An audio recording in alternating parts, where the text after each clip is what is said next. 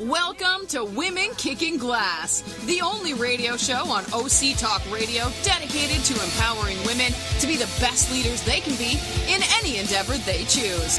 Patty Grimm is our host and interviews top women in a variety of fields to help women grow, learn, and lean in together.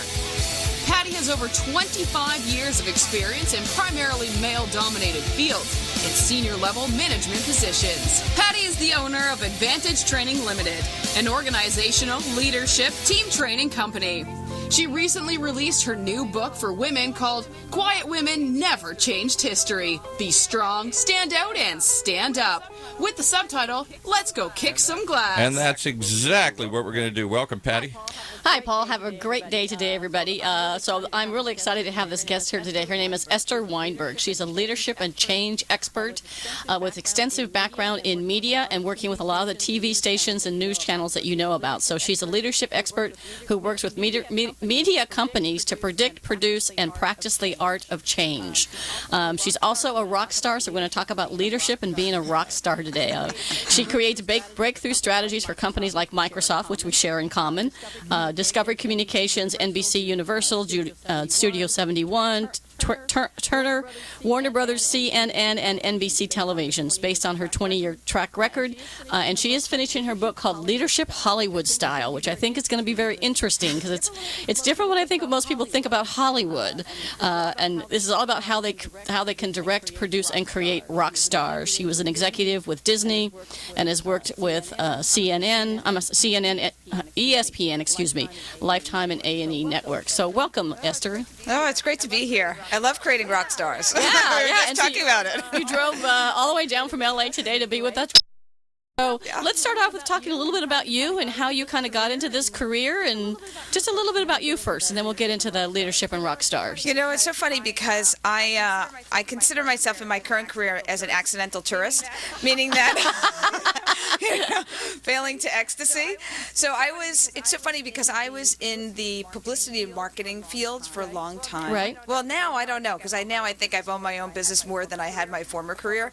A former boss said to me, she said, I think you're in your current job more than you were in your past job. But I was in publicity and marketing at companies like Disney and Fox, and then quite a while ago, I had left, and we could talk more about that story. I'd left and thought I at the time was going to continue and create a publicity agency. Right. And then I realized that that's not really what I wanted to do. It's a funny thing because you kind of keep, and we could talk more about this, but you keep doing and doing and doing the things that you know, and then one day you wake up and go, wait a second, I don't know if this is really what I want to do anymore. Yeah, I really don't like this, right? I'm good at it, but I don't like it. Yeah.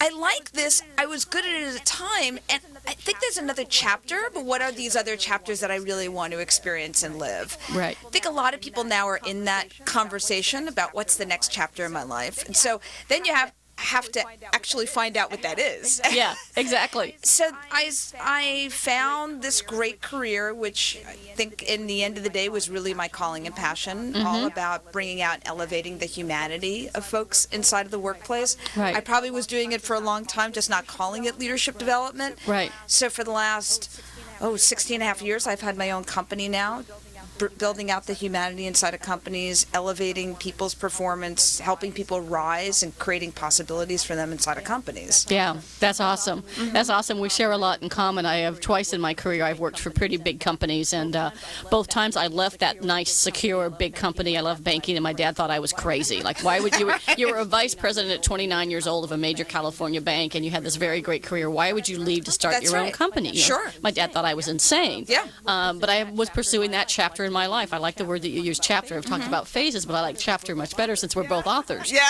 So that chapter of my life was to start my own leadership development company, which I had for 12 years, and then I got hired by Microsoft, so that was a chapter. Had that great chapter of my life, lived world and traveled the world multiple times. So anybody out there that's in college as a woman, you need to think about a degree with some level of science, technology, engineering, and math. I have none of those, and yet I thrived at Microsoft for many, many years. I was there for 15 years, and I left the safety of Microsoft to start start my company again, and my new chapter started. Sure. So let's talk a little bit about your book. It's work in progress, and so Yes. it's leadership. Right now, the current title is Leadership Hollywood Style. Yes. I think most people think leadership is this dog-eat-dog, fighting space, but you see a very different style of leadership in Hollywood. Yeah, I think that when people think of leadership in Hollywood, they think about ego and the Kardashians, and so I Oh my gosh! Don't go there! Don't go there! Or Beverly Hills Housewives. But we've actually seen a lot of the opposite, meaning that in Hollywood and in entertainment companies, what creates Hollywood is a $600 billion business, and so what really creates the revenue inside of these businesses? You can say, okay, well, if I watch these great movies on the screen, right, I see these great stars, and so they must be the cachet of what I consider to be what makes Hollywood success. Right. What we've seen, though, is the people that really make Hollywood successful are those that are behind the scenes in these unglamorous jobs like finance and sales and marketing and accounting and human resources. And so it's these people in these positions that really, in production, that really elevate the companies, and the way that they're operating is from a place of human dignity, a place from decency, a place of that old golden rule: be the person you want others to emulate and treat others the way you want to be treated. Right. So the book is really about how do we create that. It's sort of it's a brain teaser, like what you were saying. It's a paradox. It just doesn't quite fit here. No, it doesn't fit. That, I think, is the gist of it, because in many places, I think you can look around inside of companies, whether you're in the media industry or not in the media industry, and you could say, well, wait a minute, this doesn't suit the norm. Around here, we've got office politics, we've got egos, we've got agenda. I'm treated really poorly. I work for a bunch of jerks. How do I get out of here? So I don't necessarily think that cachet is relegated to Hollywood. Right. Within those environments, there is always folks that are operating with a level of dignity and decency. And what are those secrets to making the work a safe place, to making change dignified, and lots of times when it's undignified? Right. That's a lot of things that we explore in the book. Yeah, and having never been in the media or in the entertainment business, my sister was for a while, but I've experienced all those things you said about companies, about the politics, the backstabbing, the bad company cultures, the terrible manager. All those things happen within that. And one of the things you talk about, or we chatted about earlier, was about leadership and humility. So what do you mean by that? Well, we could talk for hours, I know. Probably. It's a funny thing, because it's that old adage, I think, from Jim Collins' book, From Good to Great, when he talks about that when things go well, you praise the people around you, and when things go poorly, you look in the mirror. And so humility, it's a funny thing, because I like that. I know while we're the focus, a lot of what we're talking about today also has to do with women, is that it's a funny thing, because a lot of times people are caught in this mix of how can I show a degree of humility when I need to promote myself. We have to remember that we're collapsing ideals, meaning that you can be humble, you can take praise and share praise among everybody. At the same time, you can also promote your achievements, your accomplishments, what you've done. One is not mutually exclusive to something else. So we have to remember that humility is making sure that it's not an ego game, meaning that you can be a servant leader. You can care about other people. You're interested in people's development. You're growing them. You know that creating a coaching culture around you, being curious about where people's mindsets are and where they're coming from, and developing those mindsets. Right. Those are all some of the secret ingredients about being more humble and developing that within the culture of your company. Yeah, and that sounds so great, and we think so much alike. It's incredible. But I mean, that's so thinking about creating an environment where people are actually engaged. And you've probably heard the statistic, but Gallup, who does all the political, things when the political campaigns come out of who's ahead and not, they're also a huge research company, and their latest research says that an average in America, it's only 32% of the employees are actively engaged. That's right. That means they're there every day giving 100% and maybe 110 and 150%. The rest are either disengaged or actively disengaged. That's right. And so I call those employees that are very engaged jazz, because they're really jazzed about what they do. And then you've got a large group of people in the middle called the jobbers, right? They come in every day, they do their job, they're they're good employees. They're you want them there. You need a lot of those, and then you've got the jaded. Right. Right. And so you've got kind of those three categories. And if you create that climate or that culture with humble leadership or servant leadership, you create that environment where more people want to be engaged. And those are exactly the things that millennials and women are looking for in the workplace. It's true. Every research study says women want to be more engaged. They want to have promotions. Same with millennials. So there's some interesting parallels there. It's a funny thing because we think, and I often find, I call it the superstar paradox, Right. where you have people inside your company that you really believe are those up-and-comers. They're the people that you really want to invest in. And when it comes time to give them feedback, the typical feedback, and I'm not just talking, because a lot of companies are in this phase where they're phasing out review processes, and they're trying to be more collaborative and talking more about feedback. So what tends to happen? I don't care if you do a review process or you don't. So someone comes in your office, you're going to give them feedback, and you go, "You're doing great. You're doing a great job." And I always say it's the worst, because that's the superstar paradox, is while you have someone who's great in front of you, you want to make sure those people want to be developed more. Right. They want to know, where are the places that I should continue to grow? Where are the places that I really need to seek in order to stand in? Where do I need to claim more? What do I need to leverage more? So what we do is, instead, we leave them on an island for them to self-motivate. Now what will happen is, a lot of people know, and when you're great and you have tenacity and you have desire and you have enthusiasm, you can self-motivate and you can self-generate. That's easy to a degree. At a certain point, though, you get tired of it. Yeah, you do. What do most people do with their top performers? I mean, the high potential people. They give them more work because they know they can do it. And That's so that what tends to happen is managers are spending time, their time maybe in the middle, or managing the low performers who they should either manage in or manage out. That's right. I mean, you've got to make the tough call. That's part of being leadership.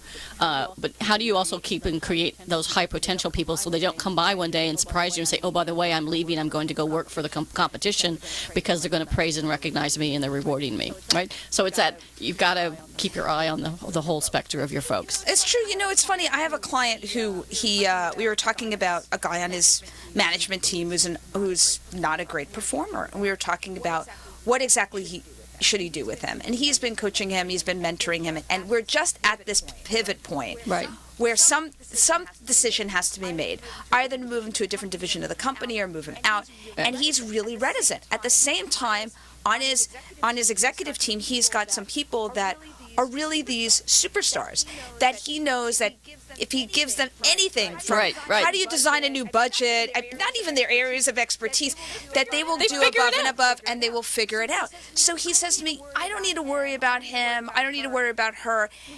We get into this whole conversation about, okay, wait a second, I think we're putting the focus in the wrong place. Right. You're putting your focus on this guy that you're really disturbed by, that is a non-performer. And then the people that are really your strongest ones, you're not giving specific, measurable feedback, which is what people really want and need. Yeah, they don't want to hear somebody come by and just say, "Good job." No. Good job at what? This is in my first book. I really detail about how to be a great coach, and one is you've got to tell people what they do well, why they did it, and why it's important to you, so they do it again, and they need that praise.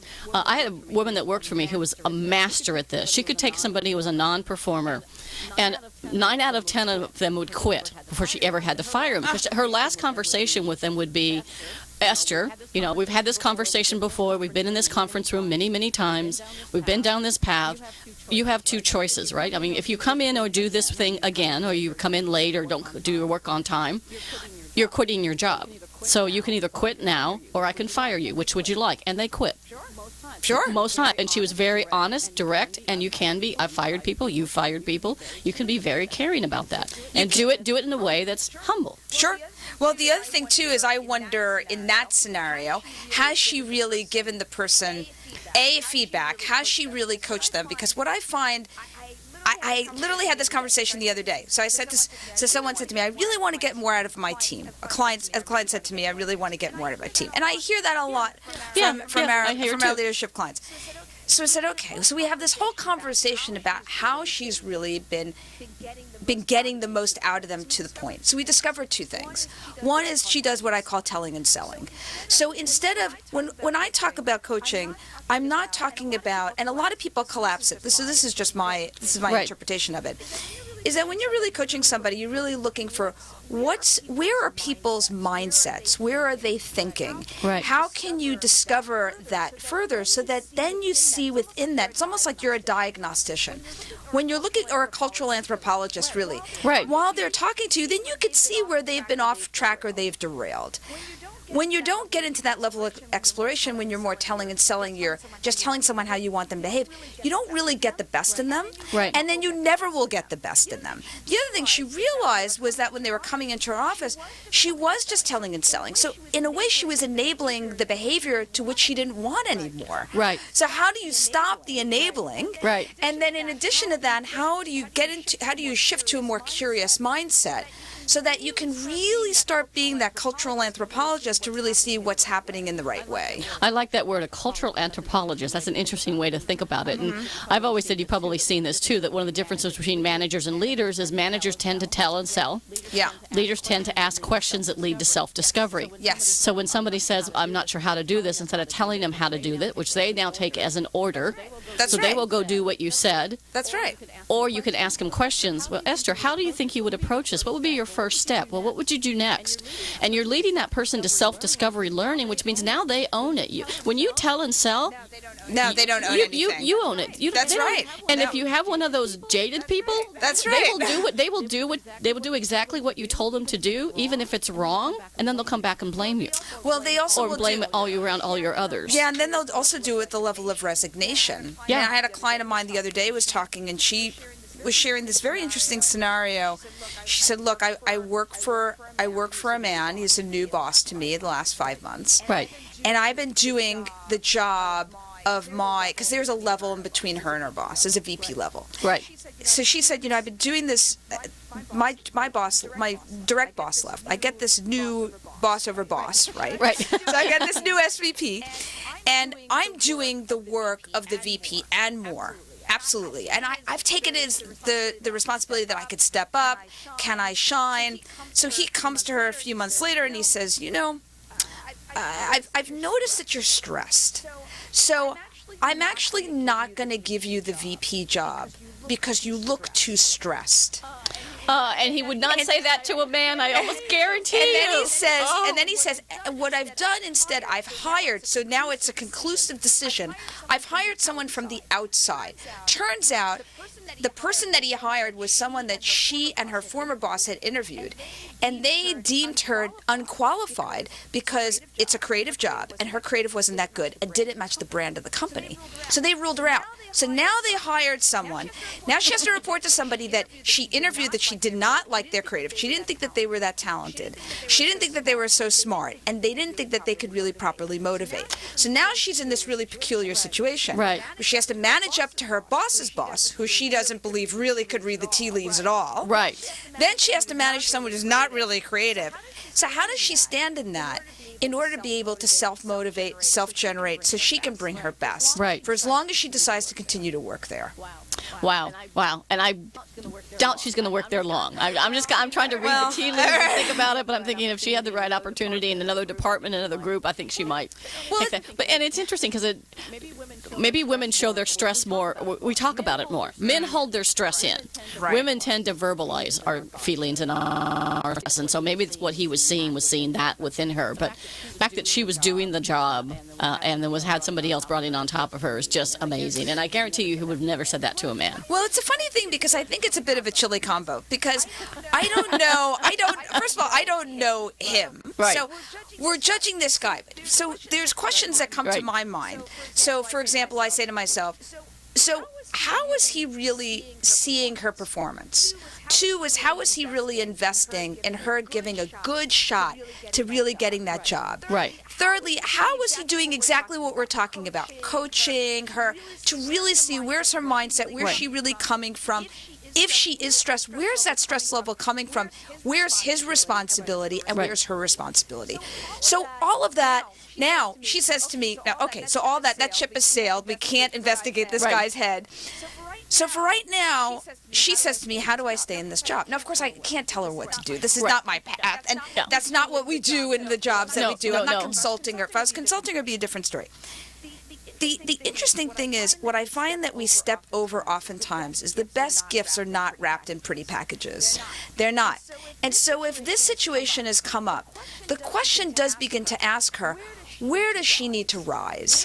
Where is her mindset and her thinking now? Where are valuable lessons? So for example, has she been in a situation before where she hasn't had her voice heard, where she hasn't stood up? So now all of a sudden this gift comes that if she just dismisses it and is resigned about it, she says, can't work for this guy, I can't work for this woman, this is a total disaster, I'm out. Right. Then she does miss something incredibly valuable here. Right. Now I'm not saying at the end of the day that she still might not leave the company, and that's a choice for her to make. Right. The most important thing is when you're in the situation you're in, how do you properly evaluate in order to say, okay, what is my real learning in this? Right. What do I really need to see in this? What is it calling for me to step up and to be presently? And how can I create possibilities in a situation where it looks like there's zero? Right, right. And I always talk to people about when you have a situation like that that's happened to you, ask yourself a couple of questions. I mean, the power of questions is just amazing. True. I have one of my friends who was on the show, Laura Stewart, wrote a book called What Would a Wise Woman Do? It's all about the questions you ask yourself. True. So the question in the situations is ask yourself, what happened? Why did it happen? Was I not vocal enough about what I was doing in my accomplishment? Was I not being seen valuable enough? So what happened? Why did it happen? And what did I learn from it? True. Right? What is my takeaway, or what does this mean? And so I had a situation at the bank that I probably could have quit 2 years before I did. And if I would have quit at that time, it would have been out of anger for working for just a horrible boss with a, believe it or not, his name was Dick. Couldn't be a more perfect thing. Couldn't be more perfect. And he truly was a paranoid schizophrenic with masochistic tendencies. I could have quit, and I said, I am not quitting and letting this guy get the best of me. I'm going to come back even stronger. Yeah. I stayed 2 more years. I got my vice president title. Good for and I you. left with dignity, and I was hired back at the company to do all of their executive development when I left. If I had left out of anger, I would have had none of that. That's true. So in all those situations, what happened? Why did it happen? And what did you learn from it? You talked so how can women be rock stars? I mean, we kind of touching on some of this. I mean, this is a great conversation about leadership, and there's a lot of really great nuggets in what you said. Like, think of things like this, like a package, like a gift, something that's given to you. So how can women be rock stars? Well, it's a funny thing because I think that one thing, and it's often talked about, but I don't know if we did deeply enough in terms of strategies of how to combat it. The one thing that I've seen time and time again is women do not advocate enough for themselves. It's that level. Hear, hear. It's a funny thing because it's, look, if you were, the data shows it. It does. That more men advocate when a woman and a man are going up against asking for a promotion. Most men will step into the place and ask for more money and a higher title. We know all that data. So, and if you don't, there's lots of the data online. So, so I'll say and we that. can give you a lot. Both of us have lots of data. My goodness. So I really do think the biggest secret is around getting a level of influence, a level of visibility for yourself. How do you really advocate for yourself, and how do you turn that into getting a level of visibility for yourself? And I think it's interesting. There's many different strategies we could talk about how to do it, but I think that is the number one. It's a pet peeve of mine that I see with women. Mine too. Yeah, and it's something that I see that women can. It's a funny thing because I had a client and she was negotiating her next contract, and she said to me, "Look, I want to make sure that I advocate for myself as smartly as a man would, and that I don't leave money on the table, I don't leave position on the table." Right. And it's smart. But I do think that there's several ways. I do think the number one thing that women can do better, more often, and be more strategic about is advocating for themselves. Yep. 100%. Agreed. One of my 5 things women can do, the number 3 one is be valuable. So develop a skill that you're very good at so that you can be valuable. Be visible. Yes. And be vocal. Yep. And if it's hard, a lot of times women will say, oh, my team did the... Well, true. My team did this, right? The man will say, I did this. Now, if it's hard for women to say, I did this, at least say, my team and I did this. That's right. That's right. And take the credit where it's due and make sure you're more visible and you're more valuable and you're more vocal. Well, also, I think that, that whole notion about, like, my team did it and all that. I mean, look, who led I do think that if you say, like, to your point, if you say, my team and I, or sometimes I say to somebody, when you decide that you're going to build your network, and one of the ways to build your network is making sure that you've got enough intersections with people, both socially, outside of the work you're doing, and inside the work you're doing. So let's say you're having lunch with someone, or a meal. I love to eat, so breakfast, lunch, dinner. A meal with someone and you're talking about your work. Well, this is a great time before you approach the conversation. You have to think to yourself, what's the one must-make point that I must make in this lunch that gets them to really see the work that I do and the work that my team does. So you can come and say, hey, look, I was really befuddled. Someone came to me and had this real challenge about how we were going to break through this area in technology. I brought it back to my team. We were really talking about it and brainstorming about it. It hit me in the middle of the night. I had this great idea. I brought it to my team. My team laid out all these steps, and all of a sudden we were executing it. And then you can talk about the results that you got. They were extraordinary. That does not, Perfect. In that, it doesn't take away your achievement, your team's contribution, and it doesn't malign the fact that all of you did it together. Yeah, and I think people listening either live or when you watch the broadcast, the YouTube, Facebook Live, or the Podbean, I think people should replay exactly what you said, Esther, because that was perfect. That was a perfect way of saying, here's the one nugget, the one thing I want to do and leave people with. So we're going to take a quick commercial. Before we go to the commercial, I want to make sure people know how to get a hold of you. So how can people find you? And if you could make sure you spell your name, especially your last name, just to make sure if people want to reach out to you and engage you. Yeah, so if you want to, so a few ways you can reach me. First of all, there's Twitter. There's at Esther, Esther, Weinberg, Wein as in Nancy, Berg as in good or great, shall we say? Oh, yeah, good. And then my company name is Mind Light Group. So mind, like your head, like we're talking about mindset. Light, like the light bulb that goes off in you when you get an aha moment. And group as in all of us and how we work collectively. So mindlightgroup.com is the best way. Okay, great. And we will take a quick commercial break, and we'll come back and keep talking. Great. Thanks. Imagine what it would feel like to lose everything. Your job, your home, your family, your dignity. This has happened to thousands of the men, women, veterans, and young adults we serve at Working Wardrobes. What do we do to help? We provide career development services, life skills workshops, job skills training. We provide the perfect interview outfit, and we get clients placed in jobs. Call Working Wardrobes, 714-210-2460. Donate, volunteer, invest, hire. When it comes to pioneers in their respective industries, we all know the Apples, Starbucks, and Trader Joe's of the world. In the realm of recruiting, Decision Toolbox is the industry's best-kept secret. With 90% of their business from referrals and repeat customers. For over 20 years, Decision Toolbox's U.S.-based team of recruiters, sourcers, professional writers, quality personnel, and tech support has perfected a Six Sigma approach to talent management. No matter the size of the project, Decision Toolbox delivers incredible results. A cost per hire less than half of what contingency firms charge, with the winning candidate presented in an average of 14 days, all with a 12-month candidate warranty. With results like that, Decision Toolbox won't be a secret for long.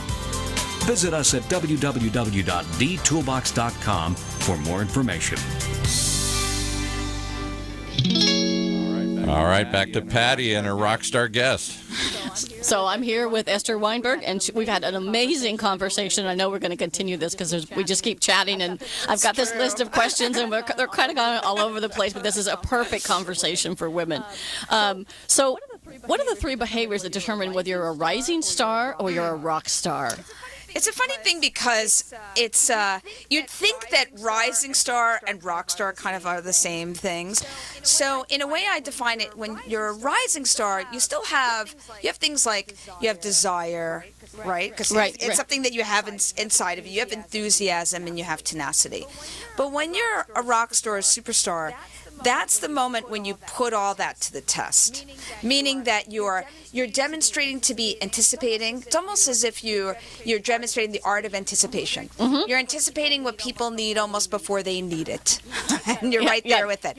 You're also you're going above and beyond. Because I talk about a lot when people, if you had to reverse engineer your career, what would you do, and how should I do it? I always say, where would you do things that other people wouldn't do? Mm-hmm. And I'm even talking about the grunt work.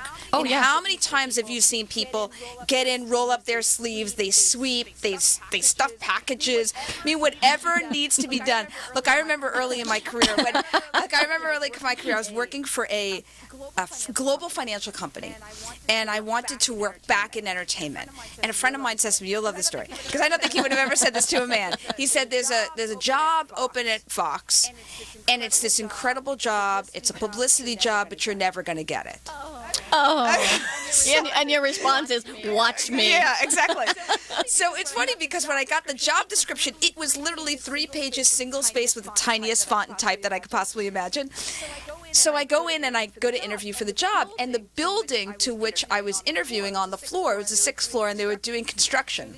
So they're doing construction on the studio for one of the Fox networks. Right. So we're interviewing, the saws are going, and hammers are going, they're drilling nails into everything. And I remember the woman that was interviewing at the time said to me, "Oh, I'm so sorry." She gets a phone call. She goes, "Oh, I'm so sorry. I have to pause this interview. I just got this urgent call from the press, and I've got to deal with it right away." So she said, "Can you do me a favor and just do this writing on your own?" So okay, you're in a job interview, you do anything. So right. Start writing everything, and I'm using my hand because in those days I think we pretty much did that way. So I write the press release, and then she says to me, "Okay, well, make sure, can you send it to L.A.?" And they're like, "Oh, sure, no problem." And then I come up to her, I said, "Well, what else do you need?" "Oh, really?" So, and then she starts giving me this litany of things, and then we realized that we had started working together before I even got the job. So, now I'm not saying that, and mind you, I'm not saying that I'm necessarily the poster child for this in any way, straight Right. form. But I would say there's a few things. You've got to make sure that it's almost as if you own the job before you even have it. So for you to act what I call to be presidential, meaning that presidential, okay. Meaning that a lot of times people today talk about this notion, and it's very familiar to you, called executive presence. Right. And what is executive presence really? It's making sure that you look, act, and behave like you really have a seat at the table, deserve a seat at the table, whatever that table might be. Right. And so how can you start, someone who's a superstar, is a rock star, is already behaving that way. Mm-hmm. Is not from a place of entitlement, but already they're behaving as if they have that job already. They are that job already. So it's almost like taking that tenacity, that desire, and road testing it, putting it fully to the test. It's acid testing it, really. Right. And I love what you say, because you need to take a seat at the table. It's one of the things that was in Sheryl Sandberg's first book, Lean In, was all about, there was research that shows that if there's a conference table in the middle of a room and there's some seats around the sides, kind of like the bench in an area, that people that are at the main table get heard. That's right. More frequently, again, it's a data point, more frequently than those people that sit at the side. So the superstar or rock star would go sit at that table. And if somebody says, "Oh, this table's only for VPs," you could always say, "Oh, I'm sorry," because it's easier to ask forgiveness than permission. That's right. That's right. One of my favorite things. Well, and also to add to what you're saying, remember that superstars also make sure that their opinion and voice is heard. Because it's not easy to make sure that your voice is heard. It's not, especially today. I think today, in some ways, it's almost like a paradox. It's more opportunity than ever, especially because you have all this technology. So with social media, you have more of a chance for your voice to be heard. At the same time, because more people are also vying for different positions, and we do work at hierarchical organizations, how do you actually get your voice heard more? Right. And sometimes I coach a lot of introverts too. Right. And sometimes people will say to me, "Well, I sat there and I heard my idea. Someone else said it. I was afraid to speak up, and I didn't say it." So what we do is, a lot of times I'll tell people, before you get into the room, remember what I said before about that must-make point. What's the one thing that you believe can add to the conversation, where you could be an additive contributor? Remember, because superstars know one thing. Their job is value. How do they continue to add value inside the company? So you know that when you're in a room and you're sitting there and you don't speak, what you're doing is you're blocking the value that you can give. Yeah, you're giving no value. That's right.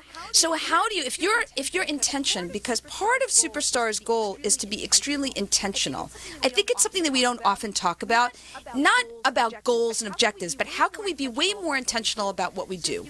So if you can amp up your level of intentionality right before you walk in a room or before you get on a phone call, that when you're in that environment, Right. you're already teed up to say something and do something. I like the term must make point, and think about what that must make point is before you get in that meeting, before you That's have right. that conversation with your boss. What is the one must make point you want to have? And then think about it, write it out, rehearse it, whatever you need to do. And then in many cases for women, you need to cut out about half the words. Probably. Or you don't have to say... Take out the varies and the supers and the... And take out the two words that when I say it, you're going to laugh, is take out the words, I'm sorry. Yes. Thank you. Yes, because women have to stop apologizing. 100%. And I do it too. I have to admit, I'm going to out my apologetic self, but women have to stop apologizing because if you do, this is the thing, we're going back to your point about women. If women really are going to own their voice, own their talent and their value, you can't, what are you going to apologize for? You can't hem-haw and say, No. well, you know, this idea might not, I'm sorry, this idea not be, may Oh, not yeah. be very, Oh, blah, blah, yeah. blah. It's in my first book. It'll be in my second book about we have to stop saying I'm sorry and apologizing and That's just right. start with the statement of fact. Men don't apologize. You're in a crowded place and somebody bumps into you. The woman will say I'm sorry. sorry. The man doesn't. That's right. So we have to ban the word sorry from our That's right. vocabulary. That's true. No more apologizing for who we are.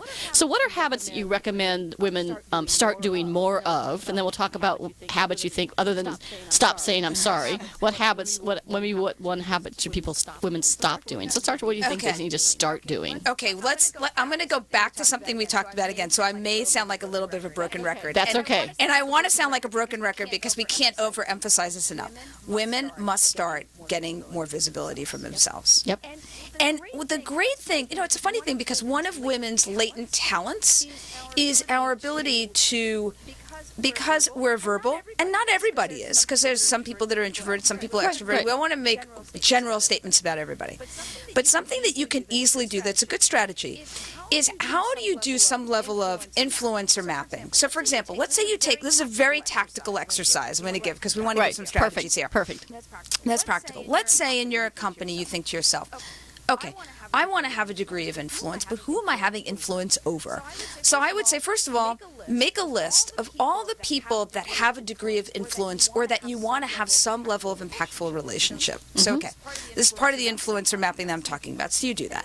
Then you say to yourself, what is their passion center? I call passion center, meaning what are they passionate about? Exactly. So you make Perfect. a list. So you make a list of that next to their names. Then what you do is you don't leave yourself out of the equation. So you say me. Yeah. What am I going to do? Yeah, what am I passionate about? What am I passionate about? So you list that. Then what you do is you look at what I call the circle of alignment, meaning where does my passions overlap the person that I'm looking to have some influence for? Where does that overlap and intersect? And those are the places that we can align. So, for example, I had a woman, and she was looking to have some degree of influence for someone in the company. And she realized that, that they care about some of the same things. Number one, they both care about making their company more technologically focused. She's really passionate about having more cloud-based systems and software.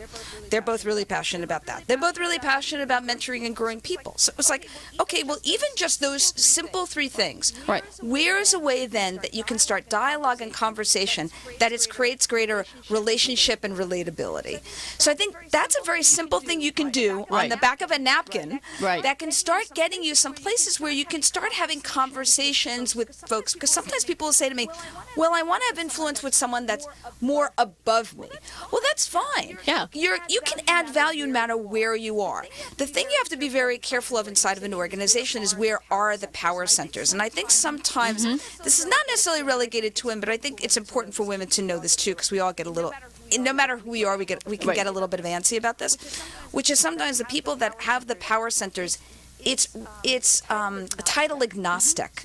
So, for example, it could be that the coordinator, this woman who's a coordinator, who's sitting in a corner, has more power than you could possibly imagine inside the company. You'd be missing a big area and a big way to influence if you're not creating that circle of alignment all throughout the organization, regardless of title and prestige, and really being smart about that.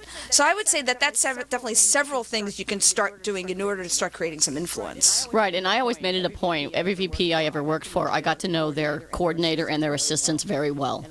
And I would bring them things that were important. So if they collected frogs, right, or something. I would make that, because then I would get appointments other people couldn't get with a VP, because I was friendly to the individual who had the big influence over his schedule or her schedule and what they did.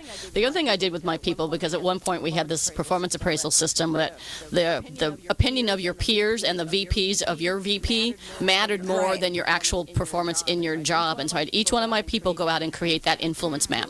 Who are the people, based on your job and your projects, that you need to have influence over or need to have a positive opinion of you, because when it does come to performance appraisal time or raise time, those people can dictate whether you are an average performer or above average performer. That's true. And I also encourage people to find something personal.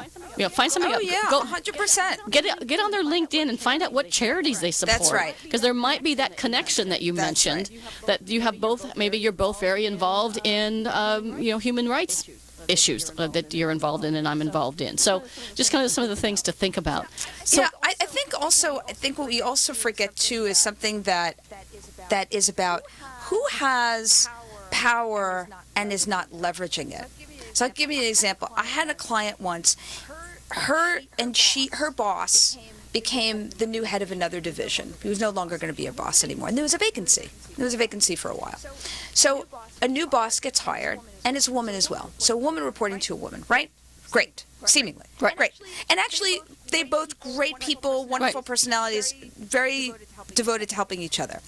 So my client says, I don't know now in this new structure what my job really is, because my title is a bit outdated.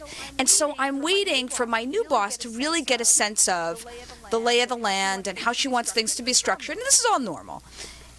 So as we started talking, we started realizing that she has more power than she thinks she does, because she started becoming resigned and sitting back. Like, I'm just going to wait until my boss decides.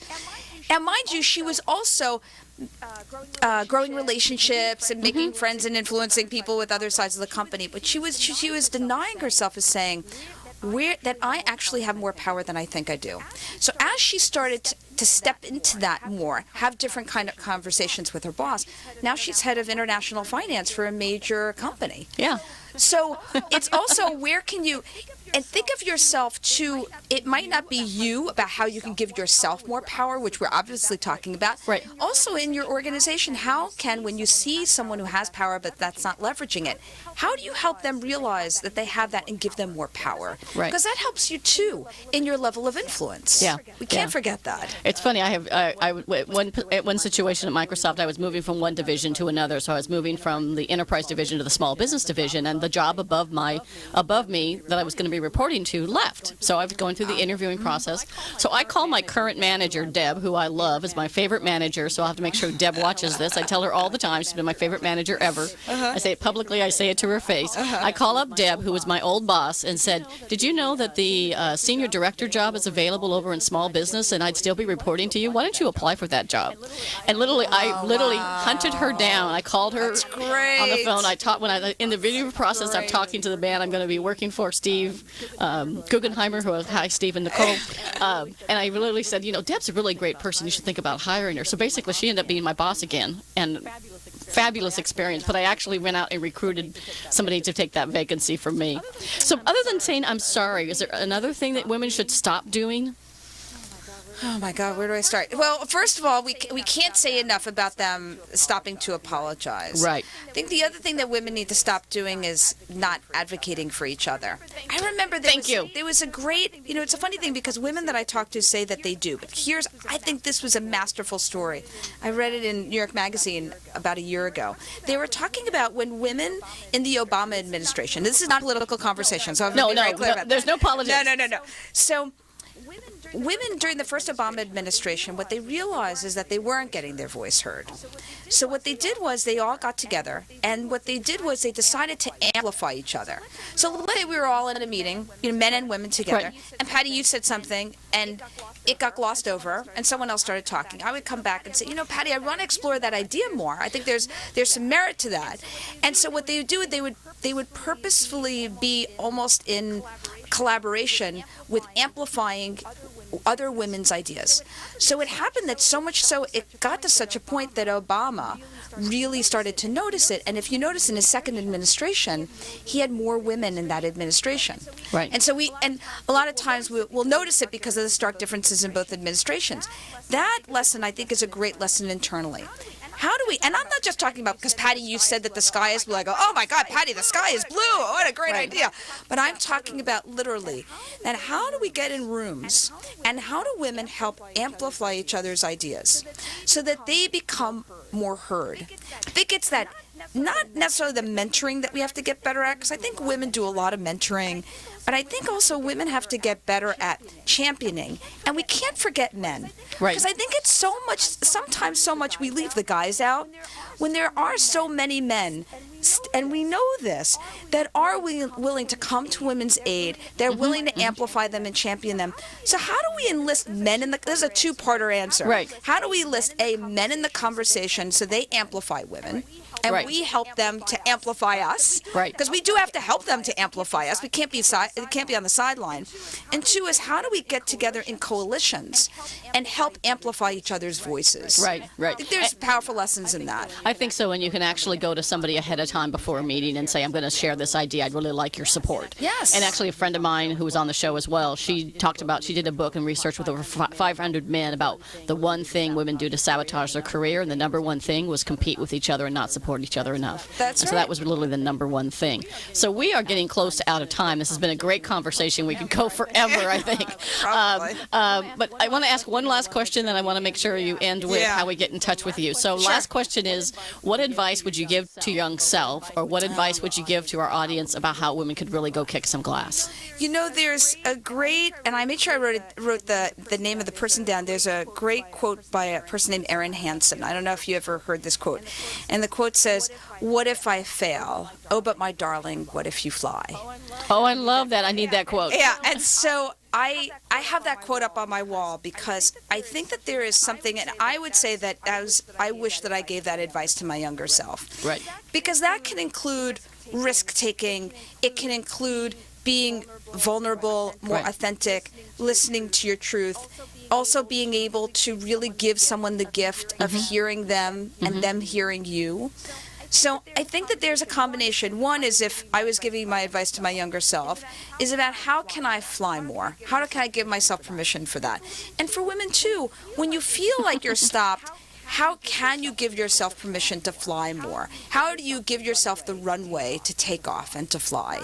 Not always do we always give ourselves that permission, but I think that we can and do a lot more of it. I love that, and I need that quote, so we're going to have to chat after this. So one more time, how we get in touch with you, and then I'll close with a few comments. Oh, great. Okay, so you get in touch with me through my company called mindlightgroup.com. Mind like your head, light like light bulb, and group like all of us.com. So feel free to reach out to my website, and also my Twitter handle at Esther Weinberg. You can reach me there too, and I'm obviously on LinkedIn as well. Okay, well, great. This has been a great show and a lot of fun. Much. So I think I just made a new friend. So this has been great. So this is Patty Grimm with Women Kicking Glass.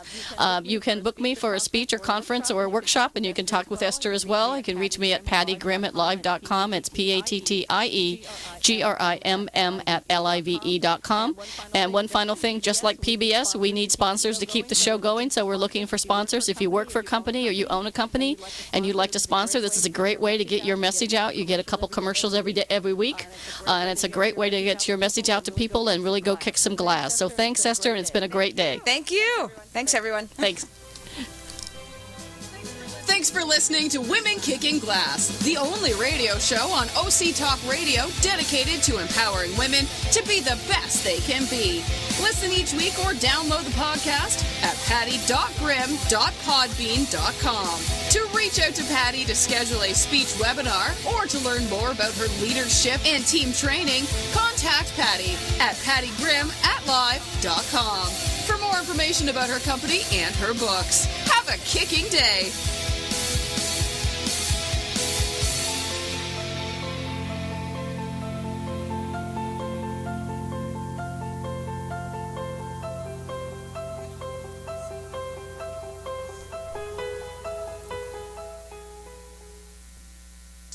Support Support for this podcast and the following message come from Santander Bank, featuring Simply Right Checking, a checking account that's built for you, so you can bank when, where, and how you want. Visit santanderbank.com/simple to learn more. Live from NPR News in Washington, I'm Jim Kane. President Trump is in Miami at this hour announcing new limitations on U.S. trade with Cuba. Democratic Senator Amy Klobuchar told NPR's Morning Edition there won't be a full overhaul of the rules that were set up in the Obama administration. This is not a total rollback. No surprise when 73% of the American public supports opening up Cuba, and we've seen success.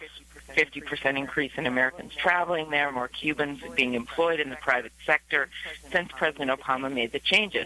But what it is a setback.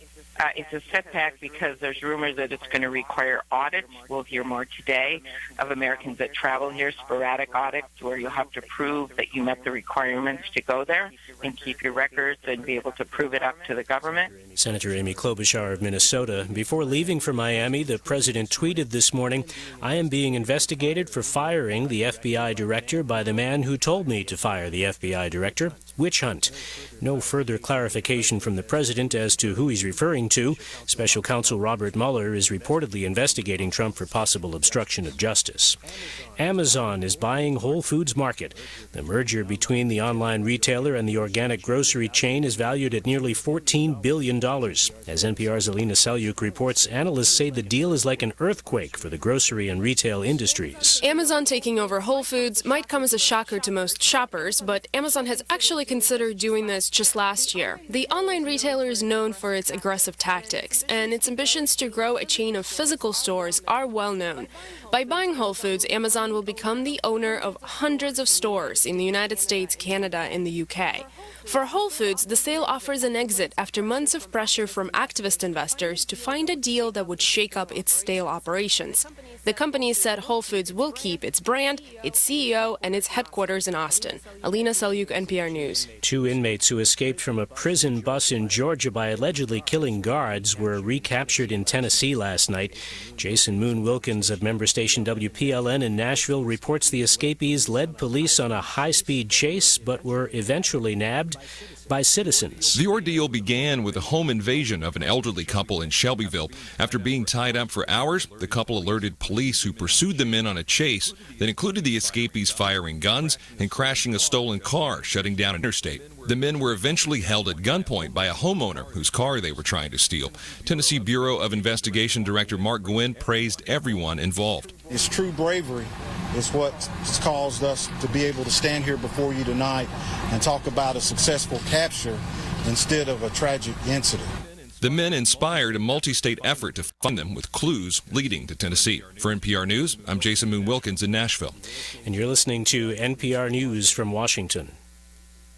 In a closely watched trial in Massachusetts, a juvenile court judge has convicted a woman of involuntary manslaughter for sending her boyfriend text messages encouraging him to kill himself. Michelle Carter was 17 when she texted her boyfriend, Conrad